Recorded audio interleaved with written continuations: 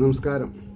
ശ്രീകൃഷ്ണ കഥാമൃതം ഭാഗം 544 544. ഓം ഗം ഗണപതയേ നമഃ. ഓം സം സരസ്വതേ സ്വാഹ. ഓം ശ്രീ ഗുരുഭ്യോ നമഃ. ഓം ശ്രീ രംഗനാഥശർമ്മണേ നമഃ. നാരായണ നാരായണ നാരായണ നാരായണ നാരായണ നാരായണ നാരായണ നാരായണ നാരായണ നാരായണ നാരായണ. ഓം ശ്രീകൃഷ്ണാർപ്പണമസ്തു. ഓം ശ്രീകൃഷ്ണായ പരബ്രഹ്മണേ നമഃ. ഓം ശ്രീകൃഷ്ണായ പരമാത്മനേ നമഃ. ഹരേ രാമ രാമ രാമ ഹരേ ഹരേ, ഹരേ കൃഷ്ണ കൃഷ്ണ കൃഷ്ണ ഹരേ ഹരേ. ശ്രീകൃഷ്ണ കഥാമൃതം ഭാഗം 544. കഴിഞ്ഞ എപ്പിസോഡിലെ 35 സർഗം, ലീലാകാന്ഡത്തിലെ 35 സർഗം ഗോപികളുടെ ആവലാതി മുഴുവൻ പറയണ്ടായി. അപ്പോൾ അതിൽ 35 ശ്ലോകമാണ് അവസാനത്തത്. ഉൾത്താപമാർന്ന് ഏവരും അന്ന് ഇരുട്ടോടെ ആ മട്ടിലോ വീടണയുമ്പോഴേക്കും പാൽപുഞ്ചിരി കൊഞ്ചൽ പൊഴിച്ചകത്ത് മിന്നുന്നു കൃഷ്ണൻ കുളിർ തിങ്കൾ പോലെ. കൃഷ്ണനെപ്പറ്റി ആവലാദികളൊക്കെ യശോദമ്മയോട് പറഞ്ഞു. യശോദമ്മ കുട്ടീനെ നോക്കി പുഞ്ചിരിച്ചു എന്നല്ലാണ്ട് കാമാന്നൊരക്ഷരം പറഞ്ഞില്ല. അത് കേട്ട് ആശ്ചര്യഭരിതരായിട്ട് ഇവരെ എന്തോ ആവട്ടെ, നമ്മൾക്ക് പറയാനുള്ളത് പറഞ്ഞുവല്ലോ എന്നുള്ള സമാധാനത്തിൽ അവരവരുടെ വീട്ടിൽ വന്ന് നോക്കുമ്പോൾ അവരുടെ വീട്ടിലുണ്ട് കൃഷ്ണൻ. അപ്പോൾ മായാധിപനാണ് കൃഷ്ണൻ മായയ്ക്ക് അധിപനാണ്. അപ്പോൾ കൃഷ്ണൻ എത്ര വേഷം വേണമെങ്കിലും ഒരേ സമയത്ത് എടുക്കാം. ഇപ്പോൾ ഓരോ വീടുകളിലും പോയി, പക്ഷേ ഈ ഒരു പ്രകരണം അല്ലെങ്കിൽ ഈ ഒരു പകർന്നാട്ടം കൃഷ്ണന് ആവശ്യമാണ്. കാരണം ഇനി 16,000 രാജകുമാരികളെ എന്താണെന്ന് പറയുക, ജരാസന്ധൻ്റെ രാജധാനിയിൽ നിന്ന് വിട്ടയക്കുമ്പോൾ അവരൊക്കെ പ്രാർത്ഥിക്കുകയാണ്, അങ്ങ് ഞങ്ങളുടെ രക്ഷകനാണ്, അങ്ങ് ഞങ്ങളുടെ ഭർത്താവാണെന്ന് പറയാണ്. ഓ ശരിയെന്ന് പറയണു. അപ്പോൾ ഒരേ മുഹൂർത്തത്തിൽ 16,000 കൃഷ്ണന്മാർ 16,000 രാജകന്യകുമാരെ വിവാഹം ചെയ്ത് ദ്വാരകയിൽ താമസിക്കുന്ന ഒരു സന്ദർഭം വരുന്നുണ്ട്. അപ്പോൾ നാരദരുടെ ഭഗവത് പരീക്ഷ, ഭഗവാൻ എന്ത് ചെയ്യണു എന്നറിയാൻ വേണ്ടി പോയപ്പോൾ ഓരോ വീട്ടിലും ഓരോ തരത്തിലുള്ള കാര്യങ്ങളിൽ വ്യാപൃതനായിരിക്കുകയാണ്. അപ്പോൾ ഇതിൽ നിന്ന് നമ്മൾ മനസ്സിലാക്കേണ്ടത് എന്താ? ഭഗവാൻ മഹാവിഷ്ണു വൈകുണ്ഠത്തിലുണ്ട്. ഭഗവാൻ മഹാവിഷ്ണു മായയെ അവലംബിച്ച് പരിപൂർണാവതാരം ചെയ്യണു, അംശാവതാരം ചെയ്യണു എന്ന് മനസ്സിലാക്കിയാൽ മതി. അപ്പോൾ ഇന്ന് നമ്മൾ 35 സർഗം, ലീലാകാന്ഡത്തിലെ 35 സർഗം, മണ്ണ് തിന്നപ്പോൾ ഭഗവാൻ മണ്ണ് തിന്നു എന്ന് ആരോപിക്കുമ്പോൾ യശോദമ്മയ്ക്ക് എന്തൊക്കെ കണ്ടു, അതാണ് മണ്ണ് തിന്നപ്പോൾ. ഒന്നാമത്തെ ശ്ലോകം നോക്കിക്കോളൂ. ചങ്ങാതിമാരും ബലരാമനും വന്നോതിടിനാരമ്മയോടി പ്രകാരം. യശോദമ്മയോട് ചങ്ങാതിമാരും ബലരാമൻ, കൃഷ്ണൻ്റെ ഏട്ടനായിട്ടുള്ള ബലരാമനും കൂടി വന്ന് ഇങ്ങനെ പറഞ്ഞു. ചേറൊന്നു ചൊല്ലിക്കളിയായി വിളമ്പി കൊടുത്ത മണ്ണൊക്കെയും ഉണ്ടു കൃഷ്ണൻ.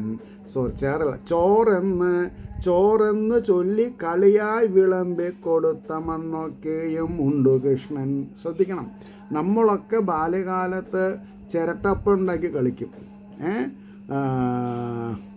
പിന്നെ പലതരത്തിലും കല്ല് കളിക്കും, ഗോട്ടി കളിക്കും, അച്ഛനമ്മയായിട്ട് കളിക്കും ഒക്കെ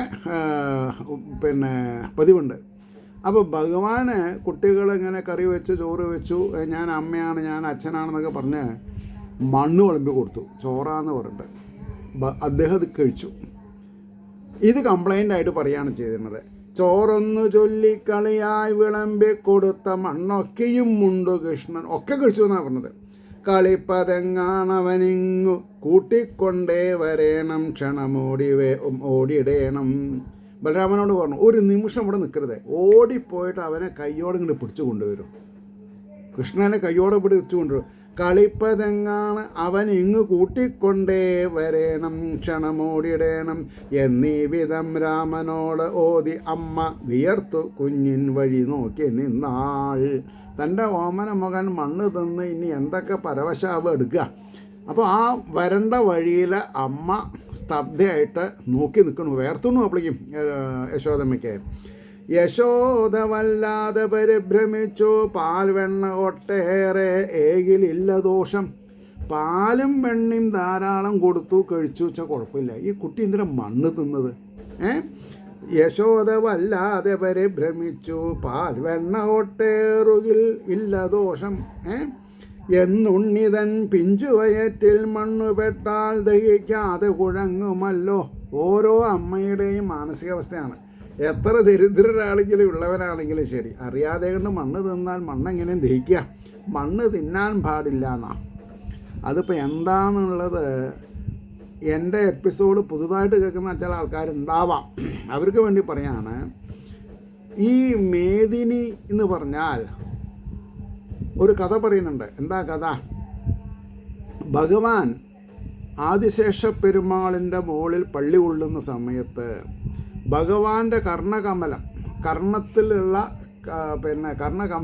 കർണമലങ്ങൾ, ചെവിയിലുള്ള ചളികൾ ഒന്ന് ദ്രവരൂപത്തിലും ഒന്ന് പൊറ്റനായിട്ടാണ്, സോളിഡായിട്ടും.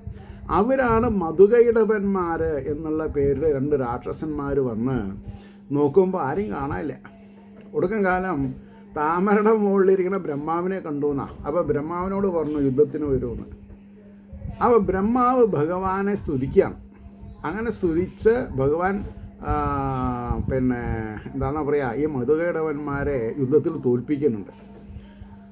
അപ്പോൾ ദേവി ഭാഗവതം വളരെ രസമായിട്ടത് പറയും. അങ്ങക്ക് വേണമെന്നുണ്ടെങ്കിൽ ഭഗവാൻ ഭയങ്കര സൂത്രധാരയാണ്. ആദ്യം അങ്ങോട്ട് പറഞ്ഞു, വരം വല്ലതും മടങ്ങി വാങ്ങിക്കോളൂ പറഞ്ഞു. ആഹാ, ഞങ്ങളുടെ യുദ്ധത്തിൽ തോറ്റ അമ്പിക്കൊണ്ടിരിക്കുന്ന തന്നിൽ നിന്ന് ഞങ്ങൾ എന്തിനാക്കിയ വരം തരുന്നത്? അങ്ങോട്ട് വരാൻ തരാൻ എന്താ വേണ്ടത് ചോദിച്ചു. അപ്പോൾ ഭഗവാൻ പറഞ്ഞു, എനിക്ക് നിങ്ങൾ വധ്യരാവണം എന്ന്. ഓ, വരം ചോദിച്ചോളാൻ പറഞ്ഞിട്ട് ചോദിച്ചിട്ട് കൊടുത്തില്ലെങ്കിൽ മോശം. അപ്പോൾ ഒരു കാര്യം ചെയ്യാം, കരയിൽ വെച്ചിട്ട് കൊല്ലാൻ പാടുള്ളൂ എന്നായി. അപ്പോൾ അവിടെ കരയൊന്നുമില്ല. അപ്പോൾ ഭഗവാൻ എന്ത് ചെയ്തു? ഭഗവാൻ എത്ര തുട വലുതാക്കി അതിൽ വെച്ച് ഇവരെ കൊന്നു. അപ്പോൾ അവരുടെ ശരീരത്തിൽ നിന്ന് പരന്ന മേധസ്സാണ് മേദിനിയായിട്ട് തീർന്നത്, ഭൂമിയായത് എന്നാണ് അതിലത്തെ ഒരു കഥ. അതിപ്പോൾ നിങ്ങൾക്ക് ചിലവർക്ക് അറിഞ്ഞിട്ടില്ലെങ്കിൽ അറിഞ്ഞോട്ടെ, പിന്നെ ഞാനൊരു റിവിഷൻ ചെയ്തു എന്നും അത്രയേ ഉള്ളൂ. അപ്പോൾ അതാണ് മണ്ണ് തിന്നാൻ പാടില്ല, തിന്നാൻ യോഗ്യമല്ല. അപ്പോൾ എന്തിനാ ഈ കുട്ടിയത് തിന്നത്? അപ്പോൾ പെട്ടാൽ ദഹിക്കാതെ കുഴങ്ങുമല്ലോ എന്ന് പറഞ്ഞു 3-ാമത്തെ ശ്ലോകത്തിൽ. 4-ാമത്തെ ശ്ലോകം, വാമാക്ഷി മുമ്പായവർ വന്നുരച്ച വാക്കേതുമന്നാൽ വില വെച്ചതില്ല. വാമാക്ഷികൾ, മാൻകണ്ണിമാർ, ഗോപസ്ത്രീകൾ വന്ന് ഈ കുട്ടീനെ പറ്റി ആവലാതി പറഞ്ഞപ്പോൾ ഞാൻ ഒന്നും വിശ്വസിച്ചില്ല. ഇത്ര വികൃതി കൊടുക്കുകയാണോ ഇദ്ദേഹം? വാമാക്ഷി മുമ്പായവർ വന്നുരച്ച വാക്കേതും അന്നാൾ വില വെച്ചതില്ല. ഞാനോർക്കിൽ എൻ കുഞ്ഞിനെ അന്നു തന്നെ ശാസിക്കിൽ ഇന്ന് ഈ വിധം ആകയില്ല. അന്ന് അവരുടെ വാക്ക് കേട്ടിട്ട് ഞാൻ ഈ കുട്ടീനെ ശാസിച്ചിട്ടുണ്ടെങ്കിൽ ഇന്ന് മണ്ണ് തിന്നുമായിരിക്കില്ല എന്നൊരു കൺക്ലൂഷനിൽ യശോദമ്മ എത്തി. കിടാങ്ങളെയും പുതുപെണ്ണിനെയും ലാളിക്കൽ നന്നല്ല കണക്കിലേറെ. വലിയൊരു എന്താ പറയുക, ഒരു ഉപദേശം. എന്താ? കിടാങ്ങളെയും പുതുപെണ്ണിനെയും ലാളിക്കൽ നന്നല്ല. ശരിയാണ്, അങ്ങനെയാണ്. പിന്നെ ഇരിക്കാൻ പറഞ്ഞാൽ കിടക്കും എന്ന് പറഞ്ഞ മാതിരി ലാളനയ്ക്ക് അങ്ങനെ ഒരു കുഴപ്പമുണ്ട്. കുട്ടികളോട് ലാളന പാടില്ല. അപ്പം നിങ്ങൾക്കൊക്കെ 8, 10, 12 വയസ്സിൽ ഇതൊക്കെ പഠിച്ചിട്ടുണ്ടെങ്കിൽ കുട്ടികളോടുള്ള സ്നേഹം മനസ്സിലുണ്ടാവണം. കുട്ടികളെ അറിയിക്കാൻ പാടില്ല. എന്നാലും കുട്ടികളെ ശിക്ഷിച്ച് പഠിപ്പിക്കണം എന്നൊക്കെയാണ് പറയാം. അതേമാതിരി പുതുപെണ്ണ് എന്ന് പറഞ്ഞാൽ കല്യാണം കഴിച്ചുകൊണ്ട് മരുമകളോടും അധികം ഇത് കാണിക്കാൻ പാടില്ല. നല്ല ഒരു രീതിയിലൊക്കെ ഇരുന്നാൽ അവർക്ക് തെറ്റുപറ്റാൻ പാടില്ല. അല്ലാണ്ട് അവരെ ശാസിക്കണം എന്നല്ല പറഞ്ഞത്.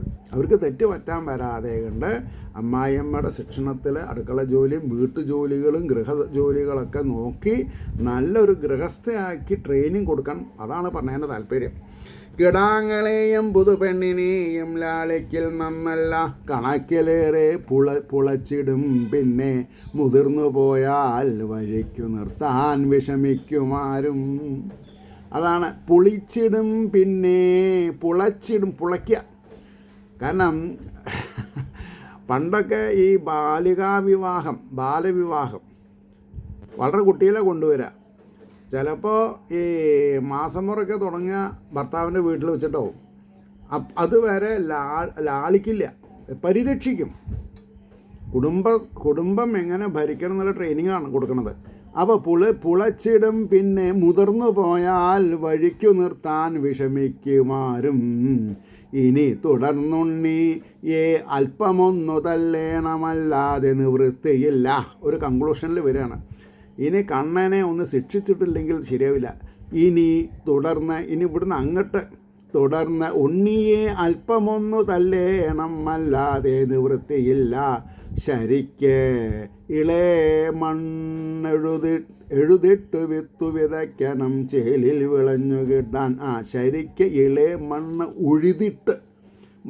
ഉഴുതിട്ട് വേണം വിത്ത് വിതയ്ക്കാൻ.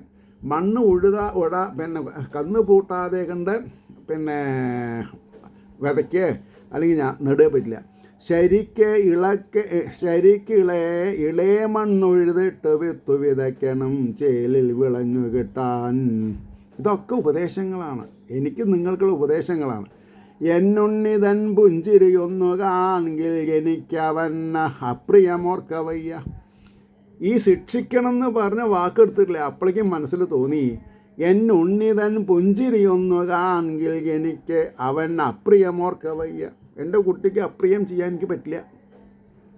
കാരണം ഗർഗ മഹർഷി പറഞ്ഞിട്ടുണ്ട്, ഇയാൾ വിഷ്ണു സമനാണ്, ഇയാളെ ആർക്കും ശാസിക്കാൻ പറ്റില്ല, ഇയാൾ പറഞ്ഞത് ഒതുങ്ങി നടന്നാൽ നമുക്ക് എന്ന് പറഞ്ഞിട്ടുണ്ട്. അപ്പോൾ എന്നുണ്ണിതൻ പുഞ്ചിരിയൊന്നു കാണെങ്കിൽ എനിക്ക് അവൻ അപ്രിയമോർക്കവയ്യ. എന്നാലും ഇന്നിങ്ങ് വരട്ടെ അല്പം പേടിപ്പെടുത്തിയിടണം എന്നു തീർച്ച. ശാസിക്കുവാൻ ഇത്തിരി മെല്ലയൊന്നു ഭാവിക്കുകിൽ തന്നെ ഉടൻ കുമാരൻ മിന്നും ശരശ്ചന്ദ്രമുഖം പിതുക്കി കരഞ്ഞിടും ചെയ്യുവതെന്തു പിന്നെ. എന്തെങ്കിലും ഒച്ച മാറിയ കരയാൻ തുടങ്ങിയ ആൾ, അതൊരു കള്ളക്കരച്ചിലാണ്. ആൾ ഭയങ്കര ആസാമിയല്ലേ. ശാസിക്കുവാൻ ഇത്തിരി മെല്ലയൊന്നു ഭാവിക്കുകിൽ തന്നെ ഉടൻ കുമാരൻ മിന്നും ശരശ്ചന്ദ്രമുഖം. അതായത് വാർത്തിങ്കൾ പോലെ സൗമ്യമായുള്ള മുഖം കാണാം, കാർമേഘം പോലെയാവുന്നത്. മിന്നും ശരശ്ചന്ദ്രമുഖം പിതുക്കിക്കരഞ്ഞിടും ചെയ്യുവതെന്തു പിന്നെ. ചങ്ങാതിമാരൊത്തു കളിച്ചുകൊണ്ടു വിയർത്തൊലിച്ചങ്ങിനെ കോമളാങ്കൻ വരുന്നു, പൊന്നിൻ തളയും കിലുക്കി ആനന്ദവർണ്ണാൾ നളിനായ ദാക്ഷി. ശിക്ഷിക്കണം എന്ന് വിചാരിച്ചിരിക്കുന്ന ആളുണ്ട്. ആൾക്ക് സന്തോഷം. എന്താ, കാലിലെ തളയും കയ്യിലെ വളയൊക്കെ കിലുക്കിങ്ങനെ ആടി വരികയാണ്. ചങ്ങാതിമാരത്തു കളിച്ചുകൊണ്ട് വിയർത്തൊലിച്ചങ്ങിനെ കോമളാങ്കൻ വരുന്നു, പൊന്നിൻ തളയും കിലുക്കി ആനന്ദമാർന്നാൾ നളിനായ ദാക്ഷി.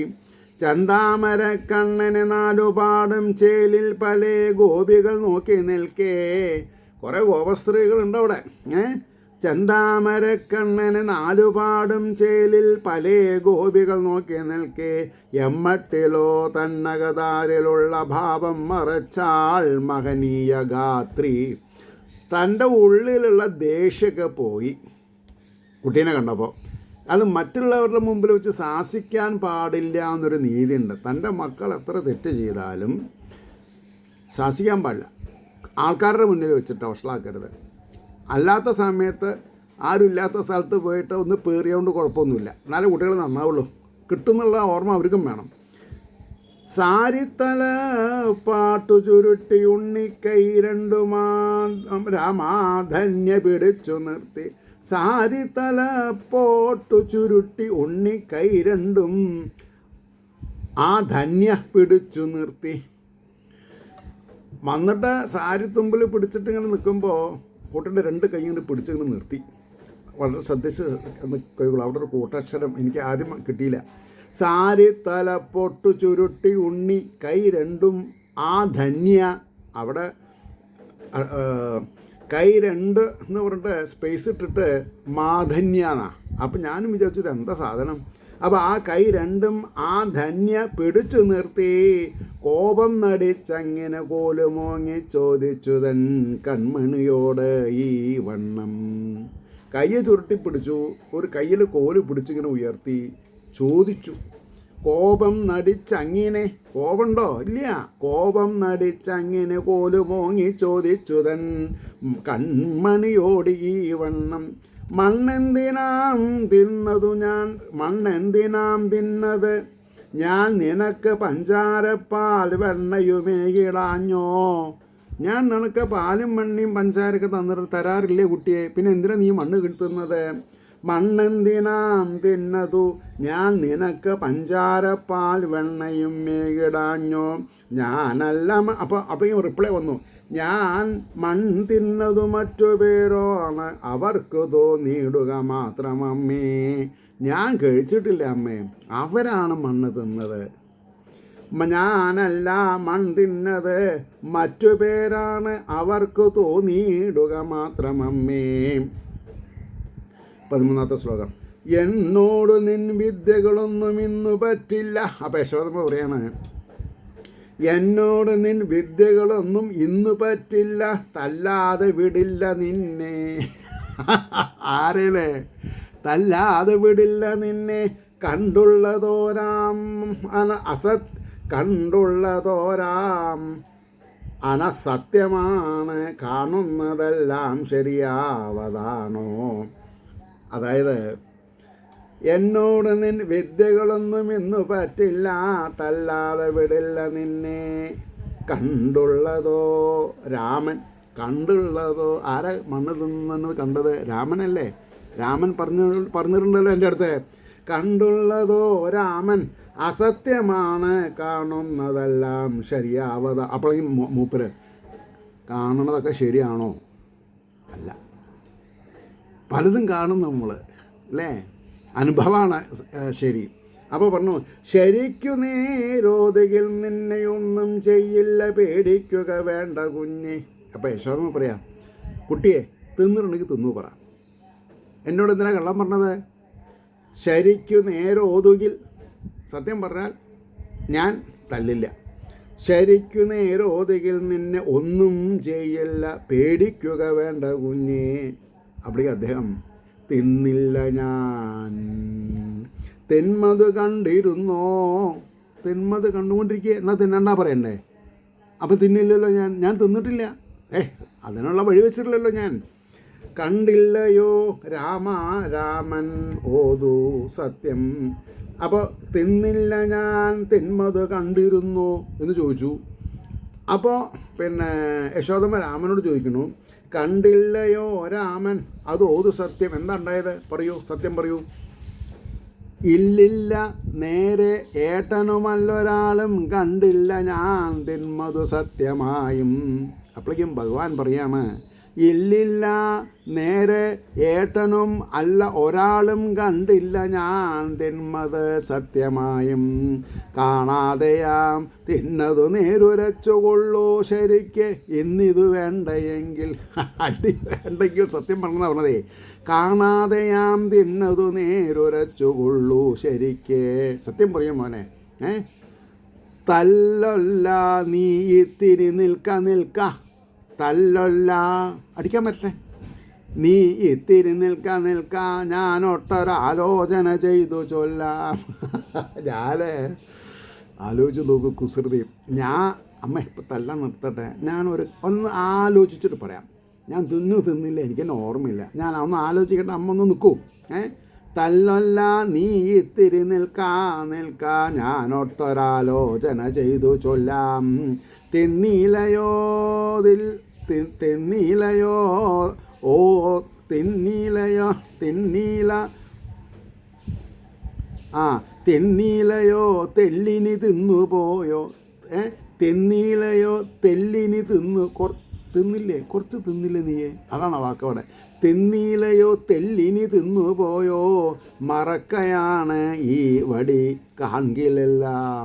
അമ്മേ, ഈ വടി കാണുമ്പോൾ എനിക്ക് എന്താ പറയേണ്ടതെന്ന് അറിയണില്ല. ആലോചിച്ച് നോക്കൂ, ആ ഭഗവാന്റെ ഒരു സ്ഥിതി. ഭഗവാൻ ആരാ? സർവജ്ഞ, സർവയോഗി, അല്ലേ? പിന്നെ സർവ ദുഃഖഹരണ, സർവസന്താപനാശന, അല്ലേ? എന്തൊക്കെയാണ് അദ്ദേഹത്തിൻ്റെ പര്യായങ്ങൾ. തിന്നീലയോ തെല്ലിനി തിന്നു പോയോ മറക്കയാണ് ഈ വടി കാൺകിലെല്ലാം. ഭയം നടിച്ചങ്ങിനെ കൺതിരുമ്പിക്കരഞ്ഞു. അപ്പോഴേക്കും ആള് ഭയങ്കര ഗോപിയാശാനികളിലും വലിയ കഥകളിക്കാരനാ, അല്ലേ? ഭയം നടിച്ചങ്ങനെ കൺതിരുമ്പിക്കരഞ്ഞു നിൽക്കും കമലായതാക്ഷൻ. കാണാൻ കൊതിച്ചമ്പോടണഞ്ഞൊരച്ഛൻ പെങ്ങൾക്കും ഒട്ടേ ഈ വിമോഹം വന്നാൽ. അച്ചമ്പങ്ങൾ കാണാൻ കൊതിച്ചമ്പോടണഞ്ഞൊരച്ഛൻ പെങ്ങൾക്കും. തന്നെ കാണാൻ അച്ഛൻ്റെ പെങ്ങൾ വന്നിട്ടുണ്ട്, നന്ദഗോപരുടെ പെങ്ങൾ വന്നിട്ടുണ്ട്. അപ്പോൾ കാണാൻ കൊതിച്ചമ്പോടണഞ്ഞൊരച്ഛൻ പെങ്ങൾക്കും ഒട്ടേകി വിമോഹം. വിമോഹം എന്ന് പറഞ്ഞാൽ മായലങ്ങ് കുളിപ്പിച്ചെടുത്തു തന്നെ. അന്നാൾ ആ ദിവസം ചിരിച്ചുകൊണ്ട് ആ വടി അമ്മ വേഗം വലിച്ചെറിഞ്ഞിടവേ ഉണ്ണിയോതി. അപ്പോൾ ഏതായാലും ഇയാൾ തല്ലിയിട്ട് കാര്യമില്ല. ചിരിച്ചുകൊണ്ട് ആ വടി അമ്മ വേഗം വലിച്ചെറിഞ്ഞ് നീടവേ ഉണ്ണിയോതി. യശോദ, ഞാൻ അതാ കളയണു, എനിക്ക് നിന്നെ തല്ലാനൊന്നും വയ്യ, പിടിച്ചോ വടിയോട് വലിച്ചെറിഞ്ഞു ചെറിച്ചും കൊണ്ട്. അപ്പോൾ കുട്ടി പറയാണ്, അമ്മിഞ്ഞ ഉണ്ണാകലെനിക്കത് ഓർമ്മയേതും വരുന്നില്ലത് സത്യമമ്മേ. ഞാൻ മണ്ണ് തിന്നില്ലേന്ന് എനിക്ക് ഓർമ്മ. ഒരു ലേശം അമ്മിഞ്ഞ് തരുമോ? ഞാൻ ഒന്ന് കുടിക്കട്ടെ, ഒന്ന് വയറൊക്കെ ഒന്ന് മറക്കട്ടെ, എന്നിട്ട് ഞാൻ പറയാം. ആലോചിച്ച് നോക്കൂ, ഏതൊരമ്മയാ തല്ല ഭഗവാനെ അല്ലെങ്കിൽ കുഞ്ഞിനെ? ഇങ്ങനെ ഒരു കുഞ്ഞിനെ നമ്മൾ ആദ്യമായിട്ടാണ് കാണേണ്ടത്. അപ്പോൾ പറഞ്ഞു, അമ്മിഞ്ഞ ഉണ്ണാകിൽ എനിക്ക് അത് ഓർമ്മയേതും വരുന്നില്ല ഇത് സത്യമമ്മേ. തല്ലില്ല ഞാനോ മനവായി പിളർക്കൂ നോക്കട്ടെ നീ എങ്ങനെ മണ്ണു തിന്നാൽ. അവിടെയാണ് ക്രസ്റ്റ് ഓഫ് ദി കഥ. എന്താ? തല്ലില്ല നിന്നെ ഞാൻ തല്ലില്ല, ഓമനവായി പിളർക്കൂ. മോലെ അമ്മിഞ്ഞൊക്കെ തരാം, നീ ഇന്ന് വായ പളർന്ന് കാണിച്ചതാ മോനെ. എൻ്റെ വായയിൽ മണ്ണുണ്ടോ ഞാൻ നോക്കട്ടെ. തല്ലില്ല ഞാൻ ഓമനവായി പിളർക്കൂ നോക്കട്ടെ നീ ഇങ്ങനെ മണ്ണു തിന്നാൽ അമ്മയ്ക്കകക്കാമ്പിലതത്ര കഷ്ടപ്പാടുണ്ടതെന്നുണ്ണി നിനപ്പതില്ല. മോനെ, നീ മണ്ണ് തിന്നാൽ നിനക്കല്ല ബുദ്ധിമുട്ട്, നിൻ്റെ അമ്മയ്ക്കത് സഹിക്കുമോ? എൻ്റെ ഉണ്ണി അമ്മേനെ കഷ്ടപ്പെടുത്തുമോ? ഇല്ലല്ലോ. അമ്മയ്ക്ക് അകക്കാമ്പിൽ എൻ്റെ ഉള്ളിൽ എത്ര ദണ്ണുണ്ട്, ഞാൻ എത്ര കൊതിച്ചിട്ടാണ് എന്നെ പ്രസവിച്ചിട്ടുള്ളതെന്നൊക്കെയാണ് പറഞ്ഞത്. പ്രസവിച്ചിട്ടില്ല, കൊണ്ട് കിടത്തിയിട്ടേ ഉള്ളൂ. അമ്മയ്ക്ക് അകക്കാമ്പിൽ അതെത്ര കഷ്ടപ്പാടുണ്ടതെന്നുണ്ണി നിനപ്പതില്ല. ഉണ്ണി ആലോചിക്കാണ്ട് ആണോ മണ്ണ് തിന്നത് അമ്മയെ കഷ്ടത്തിലാക്കാൻ? ഉടൻ പിളർന്നീടിന പിഞ്ചുവായിൽ. മൂപ്പർക്ക് പിന്നെ കുഴപ്പമൊന്നുമില്ല, അപ്പം അറിയേണ്ട താമസം വായയുടെ പൊടിച്ചു. ഉടൻ പിളർന്നീടിന പിഞ്ചുവായിൽ കാട്ടിയിടിനാൻ കാർമുകിൽ വർണ്ണൻ അമ്പാൽ.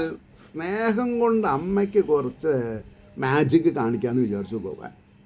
അമ്മ പാവം ഈ വീട്ടിലിങ്ങനെ പണിയൊക്കെ എടുത്തിട്ട് എൻ്റെ പിന്നാലെ ഓടി വശങ്ങൾ. അമ്മയ്ക്ക് കുറച്ച് മാജിക്ക്, 10 ഉറുപ്പ്യ ചിലവില്ലാണ്ട്, 10 പൈസ ചിലവില്ലാണ്ട് ഒരു ബോംബെ സർക്കസോ അല്ലെങ്കിൽ എന്തൊക്കെയാ വെച്ചാൽ അത് കാണിച്ചു കൊടുക്കാം. ഉടൻ പിളർന്നീടിന പിഞ്ചുവായിൽ കാട്ടിയിടിനാൻ കാർമുകിൽ വർണ്ണനമ്പാൽ. അമ്മയ്ക്കു ലീലാകൃതി പൂണ്ട ബാലനെന്നും ചുരുങ്ങാത്ത മഹത്വമാർന്നോൻ. ആരാണ് ഈ കുട്ടി? അമ്മയ്ക്ക് ലീലാകൃതി പൂണ്ട ബാലനെന്നും ചുരുങ്ങാത്ത മഹത്വമാർന്നോൻ. ദിവസം പ്രതി ഭഗവാന്റെ മേന്മ കൂടി വരാമെന്നല്ലാണ്ട് കമ്മിയാവണില്ല. മണ്ണല്ല വിണ്ണല്ല ചരാചരങ്ങൾ വർണ്ണങ്ങൾ നാനാവിധം എന്ന് വേണ്ട. അപ്പോൾ യശോദമ്മ എന്താ കണ്ടത് വായല്? മണ്ണല്ല, വിണ്ണല്ല, ഭൂമിയുമല്ല, ആകാശമല്ല, എന്നാലോ ചരാചരങ്ങൾ വർണ്ണങ്ങൾ നാനാവിധം എന്നു വേണ്ട. ഭൂമിയും ആകാശം ചന്ദ്രനും സൂര്യനും പർവ്വതങ്ങളും നദികളും സമുദ്രങ്ങളും എന്ന് വേണ്ട എല്ലാം നാനാവിധം എന്നു വേണ്ട. കാലസ്വഭാവാദികൾ മൂർത്തിയേന്തും ഏന്തും അതാതിനോടൊപ്പം. അവിടെ ഒക്കെ കൂട്ടക്ഷര, മതാതീതൊന്നുമില്ല അവിടെ. അപ്പോൾ കാലസ്വഭാവാദികൾ മൂർത്തി ഏന്തും അതാതിനോടൊപ്പം അഭിന്നമായും, ഭിന്നമായിട്ട് നടത്താം, ഭിന്നമായും കൂട്ടമായും നടത്താം. വ്രജത്രയും തന്നെയുമല്ല, വ്രജം ഈ അമ്പാടി മാത്രമല്ല, വ്രജത്തെയും തന്നെയുമല്ല, വായും പിളർന്നു നിന്നിടന കുഞ്ഞിനെയും പേടിച്ചു കൊണ്ടമ്മ ഉടൻ പലേതും ശങ്കിച്ചു. ബുദ്ധിഭ്രമമോ കിനാവോ. ഞാൻ സ്വപ്നമാണോ കിനാവ്, അതോ കിനാവ് കാണേ, സ്വപ്നം കാണേ, അതോ എനിക്ക് ബുദ്ധിഭ്രമം വല്ലതും ഉണ്ടോ? ഞാൻ ഇപ്പോൾ എവിടെ നിൽക്കണത്, എന്താ ഞാൻ കാണുന്നത്? ഇതേ കുമാരൻ ജനിച്ചിടുമ്പോൾ താനുള്ളതാം അത്ഭുത സിദ്ധിയാണോ? ഈ കുമാരൻ ജനിച്ച നാൾ മുതൽക്ക് അത്ഭുത സിദ്ധികളാണല്ലോ കാണിച്ചിട്ടുള്ളത്. 28 ദിവസം ആവണതിൻ്റെ മുമ്പേ പർവ്വതാകാരമായിരിക്കുന്ന പൂതനേനെ കൊന്നു, ശകടാസുരനെ കൊന്നു, തൃണാവൃത്തനെ കൊന്നു. എന്തപ്പത്? ഇതേ കുമാരൻ്റെ ജനിച്ചിടുമ്പോൾ താനുള്ളതാം അത്ഭുത സിദ്ധിയാണോ? ഓർത്തിയിടിൽ എമ്മട്ടിലും ഏതൊരാൾക്കും വെളിപ്പെടാതുള്ളതും ആർക്കനിഞ്ഞാൽ. ഈശ്വരൻ കനിഞ്ഞു കൊടുത്തു തന്നെയാണ് ഈ വികൃതി എന്ന് തന്നെയാണ് പറഞ്ഞത്. ഓർത്തിയിടിലെമ്മട്ടിലും ഏതൊരാൾക്കും വെളിപ്പെടാതുള്ളതും ആർക്കനിഞ്ഞാൽ പ്രത്യക്ഷമായി മിന്നും അതേ മഹേശനല്ലാതെ എനിക്ക് ആശ്രയമില്ല വേറെ. എനിക്ക് ഈശ്വരൻ ഒരാളെ ആശ്രയമുള്ളൂ. അതാണല്ലോ ഇപ്പോൾ നടക്കുന്നത് അല്ലേ? ഭഗവാനെ ആശ്രയിച്ചാൽ അസാധ്യമായിട്ടുള്ള ഒന്നുമില്ല. ഭഗവാനെ ആശ്രയിക്കാത്തവർക്കാണ് കഷ്ടപ്പാട് എന്നാൽ ആശ്രയിക്കുന്നവർക്കുണ്ടെങ്കിലും അവർ ആ കഷ്ടപ്പാടിനെ, നെഗറ്റിവിറ്റീനെ പോസിറ്റിവിറ്റി ആക്കാനുള്ള കഴിവ് അവർക്കുണ്ട്. ഇപ്പോൾ എന്നെ അറിയണവർക്കറിയാം. എന്നെ അറിയണവരിപ്പോൾ ഇതിൽ ചേച്ചിയാണ് എൻ്റെ ചേച്ചിക്കറിയാം ഞാൻ ഏതെല്ലാം പ്രശ്നങ്ങളിൽ കൂടെ, അല്ലെങ്കിൽ പിന്നെ എന്താ പറയുക ഹർഡിൽസ് ഇൻ ലൈഫ്, എന്തെല്ലാം ഹർഡിൽസിനെ കടന്നിട്ടാണ് ഞാൻ ഇവിടെ എത്തിയിട്ടുള്ളത്. എന്നാലോ പറയണതൊക്കെ ശരിയാവും ചെയ്യും. അതാണ് എൻ്റെ കാര്യം. അങ്ങനെ പറയണതൊക്കെ ശരിയാവും. കാരണം അത് ആരുടെ ഉത്തരവാദിത്തമാണ്? ഭഗവാന്റെ ഉത്തരവാദിത്തമാണത്. അപ്പോൾ പ്രത്യക്ഷമായി മിന്നും അതേ മഹേശനല്ലാതെ എനിക്ക് ആശ്രയമില്ല വേറെ. ഇതാണ് നമ്മൾ മനസ്സിലാക്കേണ്ടത്.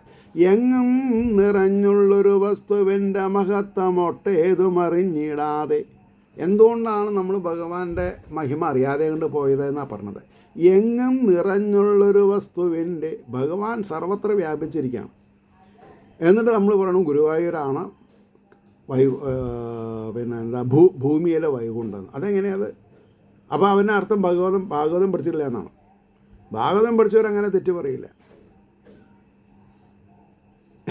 പറഞ്ഞോ? എങ്ങും നിറഞ്ഞുള്ളൊരു വസ്തുവിൻ്റെ മഹത്വമൊട്ടേതും അറിഞ്ഞിടാതെ ആത്മാവിൽ നന്ദാങ്കന ഞാൻ യശോദ എൻ കുഞ്ഞ് ഇവൻ വീട് ഇവ തൊട്ടതെല്ലാം എൻ്റേതുമാണ് ഈ വക ബുദ്ധി തീർത്ഥ സർവേശ്വരൻ തൻ കൃപയേ സഹായം. സർവേശ്വരൻ്റെ കൃപയാണ് നമ്മൾക്ക് ഓരോരുത്തർക്കും സഹായം. അതിൽ പണ്ഡിത പാമര വ്യത്യാസമില്ല, ബ്രാഹ്മണ ക്ഷത്ര വൈശ്യ ശൂദ്ര വ്യത്യാസമില്ല, സ്ത്രീ പുരുഷ വ്യത്യാസമില്ല എന്ന് നമ്മൾ മനസ്സിലാക്കിയാൽ മതി.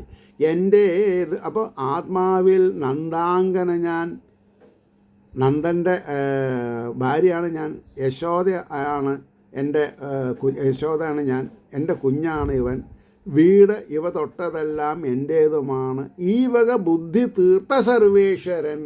ബുദ്ധിനെ ആരാ പ്രശോഭിക്കുന്നത്? ഭഗവാൻ അല്ലെങ്കിൽ ബുദ്ധി എവിടെ പ്രശോഭിക്കുക? അന്ധകരണം വർക്ക് ചെയ്യില്ലല്ലോ. അപ്പോൾ എൻ്റേതുമാണ് ഈ വക ബുദ്ധി തീർത്ത സർവേശ്വരൻ തൻ കൃപയെ സഹായം. ആ മട്ടിൽ മിന്നും മഹതിക്ക് പുത്രസ്നേഹം വളർത്താൻ മുകിൽ വർണ്ണനോർക്കേ. എന്താണ് പറയുക, കൈവിട്ട കേസായി. മഹാമായയിൽ മോഹിച്ച് അന്തം വിട്ട് നിൽക്കുകയാണ് ആര്? യശോദമ്മ. ഇങ്ങനെ പോയാൽ കാര്യങ്ങളൊന്നും നടക്കില്ല. അപ്പോൾ അമ്മയെ ഞാൻ യശോദമ്മയുടെ മകനാണ് എന്നുള്ള ബോധത്തിലേക്ക് തിരിച്ചു കൊണ്ടുവരണം. അപ്പോൾ ആ മട്ടിൽ മിന്നും മഹതിക്ക് പുത്രസ്നേഹം വളർത്താൻ മകൻ മുകിൽ വർണ്ണനോർക്കെ മുമ്പുള്ളതേ പോലെ യശോദ വാരിപ്പുണർന്നു തൻ കുഞ്ഞിനെ മോദമാർന്നാൾ. പെട്ടെന്ന് മായ കൊണ്ട് കാര്യമൊക്കെ മനസ്സിലായപ്പോൾ എന്നാ വാ മോനെ ഞാൻ നിനക്ക് അമ്മിഞ്ഞ തരാമെന്ന് പറഞ്ഞ് പോയി അവിടെ കെട്ടിപ്പിടിച്ചു. ഈ വണ്ണം ഐശ്വര്യം ഇടയ്ക്കിടയ്ക്ക് കണ്ടിട്ടും ആ ഭാഗ്യവഴും യശോദ സർവേശ്വരനെ തൻ മകനായി മാത്രം ഓർത്തു ഉള്ളിൽ ആനന്ദമിയെന്നുവാണാൽ. സർവേശ്വരൻ ആണോ എന്ന് എനിക്ക് നോക്കേണ്ട ആവശ്യം, എൻ്റെ മകനാണ്. അത് കഴിഞ്ഞിട്ട് എനിക്ക് വേറൊന്നുള്ളൂ. തന്നെയാണ് പിന്നെ ദേവിക്കും പറ്റിയത്. അതന്നെയാണ് നന്ദഗോപർക്കും, അതന്നെ വസുദേവർക്കും, നമ്മൾക്കും അതാ പറ്റിയിട്ടുള്ളൂ. സർവേശ്വരൻ എൻ്റെ ഹൃദയത്തിലാണ് എന്നുള്ളത് ഇപ്പോഴും മുഴുവൻ ശരിയെന്ന് വയ്ക്കാൻ പറ്റിയ ആൾക്കാരൊക്കെ വിജയിച്ചു ജീവിതത്തിൽ. കാരണം എന്താ, അവർക്ക് മായയില്ല. എന്നെ മായയെ ഭയപ്പെടേണ്ടതില്ല. കാരണം എന്താ, സർവേശ്വരൻ എൻ്റെ ഉള്ളത്തിലുണ്ട് എന്ന് നമ്മളത് തീർപ്പാക്കിയാൽ മതി. ആ മട്ടിൽ മിന്നും മഹതിക്കു പുത്രസ്നേഹം വളർത്താൻ മുകിൽ വർണ്ണനോർക്കെ മുമ്പുള്ളതേ പോലെ യശോദ വാരിപ്പുണർന്നു തൻ കുഞ്ഞിനെ മോദമാർന്നാൾ. സന്തോഷം അനുഭവിച്ചു. ഈ വണ്ണം ഐശ്വര്യം ഇടയ്ക്കിടയ്ക്ക് കണ്ടിട്ടും ആ ഭാഗ്യമെഴും യശോദ സർവേശ്വരനെ തൻ മകനായി മാത്രം ഓർത്ത ഉള്ളിൽ ആനന്ദമിയെന്നുവാണാൾ. 28ാമത്തെ ശ്ലോകം. യശോദയും നന്ദനും അപ്രകാരം ചെയ്തുള്ള പുണ്യങ്ങളൊരുച്ചു കേൾപ്പാൻ. ഈ ഗോപസ്ത്രീകൾക്കൊരു സന്തോഷം. വസുദേവരെ അല്ല പിന്നെ നന്ദഗോപരെ, ആ കഥ എന്ന് പറയൂ, ഈ കഥ എന്ന് പറയും. യശോദമ്മേ നിങ്ങളുടെ അനുഭവം എന്ന് പറയൂ. ഈ ടി വിയിലെ അവതാരകന്മാർ ചോദിക്കില്ല അതേപോലെ. യശോദയും നന്ദനും അപ്രകാരം ചെയ്തുള്ള പുണ്യങ്ങൾ ഉരച്ചു കേൾപ്പാൻ രാജാവ് അപേക്ഷിക്കുകയാൽ ഈ വണ്ണം ചൊല്ലിയിടിനാൻ വ്യാസമഹർഷിപുത്രൻ. നോക്കൂ, അപ്പോൾ രാജാവ്, അതായത് ഇവിടെ അപ്പോഴേക്കും കഥ മാറി. പരീക്ഷിത്ത് മഹാരാജാവ് അപേക്ഷിച്ചു. ഈ വണ്ണം ചൊല്ലിയിടിനാൻ വ്യാസമഹർഷിപുത്രൻ. സുഖബ്രഹ്മ മഹർഷി ഇങ്ങനെയാണ് കഥകൾ പരീക്ഷത്തിനോട് പറഞ്ഞത് എന്ന് പറഞ്ഞു. ഇനി 29ാമത്തെ ശ്ലോകം നോക്കിക്കോളൂ. തൻ പത്നിയോടൊത്തു വസുപ്രവീരൻ ദ്രോണൻ തപസ്സാൽ വിധിയോടെ ഈ വണ്ണം വിശ്വം കുളിർപ്പിച്ചു വരും വിധത്തിൽ വാങ്ങി വരം ശ്രീഹരിഭക്തിഭാവം. ശ്രീഹരിഭക്തിഭാവമാണ് തപസ് ചെയ്ത് ചോദിക്കണതേ. തൻ പത്നിയോടത്ത് വസുപ്രവീരൻ ദ്രോണൻ തപസ്സാൽ വിധിയോട് ബ്രഹ്മാവനോട് വരം വാങ്ങി വിശ്വം കുളിർപ്പിച്ചു വരും വിധത്തിൽ വാങ്ങി വരം ശ്രീഹരിഭക്തി ഭാവം. കവീന്ദ്രർ തൻ വാക്കുകൾ ഇന്നും എന്നും മിന്നിപ്പതാം മംഗളലീലയാൽ താൻ. ഭഗവാൻ ലീലാമാനുഷൻ ലീലയാ വിനോദമാടുന്നു എന്നാ. ബ്രഹ്മം പരബ്രഹ്മമൂർത്തി പരമാത്മ ചൈതന്യം ലീലയാ വിനോദമാടുന്നു. കവീന്ദ്രർ തൻ ഋഷീശ്വരന്മാർ പറഞ്ഞ പോലെ വാക്കുകൾ ഇന്നും എന്നും മിന്നിപ്പതാം മംഗളലീലയാൽ താൻ അനുഗ്രഹിച്ചാൻ അലിവേന്തി നന്ദഗോപാത്മജൻ പാരിടം ഇപ്രകാരം. ഇതേപോലെ ഭഗവാൻ അനുഗ്രഹിച്ചു എല്ലാവരെയും. ഇതി ശ്രീകൃഷ്ണകഥാമൃതേ കലികൽമഷനാശിനേ ലീലാകാണ്ഡേ 35 സർഗഃ സർവത്ര ഗോവിന്ദനാമ സങ്കീർത്തനം. ഗോവിന്ദ ഗോവിന്ദ. നാളെ 36ാം സർഗം ഉലൂഖല ബന്ധനം. ദാമോദരൻ എന്നുള്ള പേരിന് ഖ്യാതി ഉണ്ടാവാൻ വേണ്ടി തെറ്റ് ചെയ്ത കുട്ടീനെ ഉരലിൽ കെട്ടി ബാക്കിയുള്ള കഥകൾ നമുക്ക് നാളെ പറയാം. ഏവർക്കും ശ്രീ ഹരിയുടെ അനുഗ്രഹാശസ്സുകൾ നിർലോഭമുണ്ടാവട്ടെ എന്ന് പ്രാർത്ഥിച്ചുകൊണ്ട് വാക്കുകൾ ചേർക്കുന്നു. നമസ്കാരം. നാളെ കാണാം.